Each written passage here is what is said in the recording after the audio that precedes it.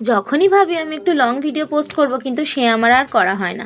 তার সবথেকে প্রধান অন্যতম কারণ হচ্ছে আমার এই ভুলো মন। কী আর করা যাবে, যতটুকু ক্লিপ নিয়েছি মানে ভিডিও করতেই ভুলে যাই। তো যাই হোক, সেইটুকুই আপনাদের সঙ্গে শেয়ার করছি।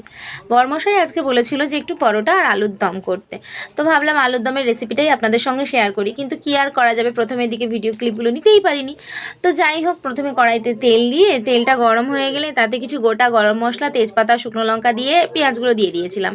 আর পেঁয়াজগুলো যখন একটু ব্রাউন হয়ে যাবে টমেটো দিয়ে দিয়েছিলাম, আর কিছু বেসিক মশলা মানে সবাই যেরকম করে আর কি। তো যেমন আদা বাটা, জিরে বাটা, তারপরে রসুন বাটা, পেঁয়াজ বাটা, আর তা কিছু টমেটো পিউরি ছিল, একটু টক দইও ছিল।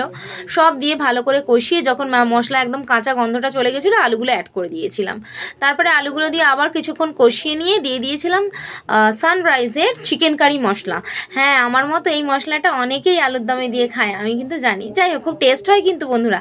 আপনারা যারা যারা এই ট্রিকটা জানেন না, তারা কিন্তু এটা ফলো করতে পারেন। তো যাই হোক, তারপরে যখন একটু সফট হয়ে গিয়েছিলো, তারপরে গরম জল দিয়ে দিয়েছিলাম। গরম জল দেওয়ার পরে যখন আলুগুলো একদম পুরো রেডি হয়ে গেছিলো, একদম শেষের দিকে কিছুটা ধনেপাতা অ্যাড করে দিয়েছিলাম। ব্যাস, একদম দারুণ হয়েছিল কিন্তু। আপনারা এইভাবে বাড়িতে একবার ট্রাই করতে পারেন। এখনকার মতো টাটা।